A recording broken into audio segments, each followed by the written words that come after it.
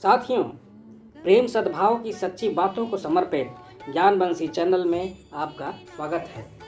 हमारे चैनल को like subscribe करके सकारात्मक या अच्छे चिंतन को मजबूती दें, क्योंकि हम आपके हित में करते हैं बिना बनावट सच्ची बात। सनातन धर्म में आलोचना के लिए पूरा स्थान है। तो यह सवाल कई बार उठता है कि महादेव क्या अपने पुत्र को पहचान नहीं पाए? उन्होंने एक बालक पर हाथ उठाया, सिर काट दिया। देवता को तो सब कुछ पता होता है, लेकिन यह कैसे देव थे?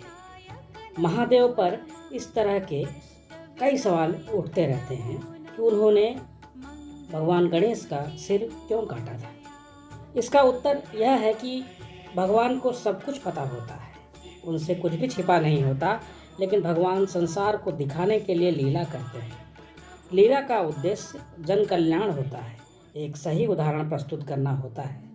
महादेव ने भी ऐसा ही किया। उन्होंने इस लीला के जरिए संसार को तरह तरह से संदेश दिए।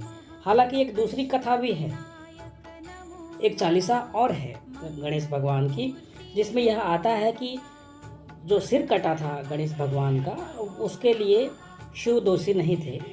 शिव ने सिर नहीं काटा था, बल्कि वो शनि भगवान के प्रभाव से कटा था। उसकी चर्चा हम फिर बाद में करेंगे। पहले हम ये देख लेते हैं कि क्या कारण था कि महादेव को यह करना पड़ा। पहला जो सबक हमको जो मिलता है इस घटना से, सिर काटने वाली घटना से, कि बालकों को ज़्यादा हठी नहीं होना चाहिए, बड़ों से युद्ध नहीं ठानना चाहिए। दूसरा, बालकों की भी बुद्धि होती है, वे भी अपने माता पिता के आदेश पर अपनी जान तक दे सकते हैं। ऐसे अद्भुत बालक संसार को चाहिए, इसलिए इन्हें जीवन व पुनर्जीवन देने की ज़रूरत है, जैसे गणेश जी को पुनः जीवन और प्रतिष्ठा दी गई। तीसरा कारण, महादेव ने मनुष्य समाज को विस्तार दिया। महादेव मनुष्य और अन्य जीव का भेद मिटाना चाह रहे थे। शरीर के आकार में कुछ नहीं रखा है और कार्य और गुण ही महत्वपूर्ण है।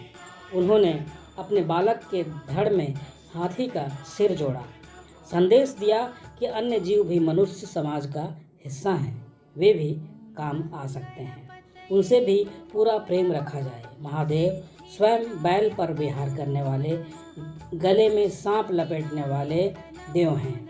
उन्होंने गणेश जी को नया रूप देकर पूरे जीव जगत में सत्यम शिवम सुंदरम की आधारशिला रखी, जीवों के बीच संधि को पूजनीय बना दिया। चौथा कारण, जरा सोचिए, संसार को दिखाने के लिए अपने पुत्र की जगह अगर किसी दूसरे के पुत्र का वे सिर काट देते तो संसार क्या कहता? यह अनुचित था। तब तो और ज़्यादा आलोचना होती। अतः महादेव ने अपने ही पुत्र की बलि देकर संसार को सबक सिखा। अगर जो भी संदेश आप देना चाहते हो तो आपको खुद से शुरू करना पड़ेगा, अपने परिवार से ही आपको सुधार की शुरुआत करनी पड़ेगी। पांचवा कारण, अपने संतान का बाह्य रूप नहीं, उसका आंतरिक रूप देखना चाहिए, उसके गुण देखने चाहिए और संतान में गुणों के विकास को ही समर्थन देना चाहिए।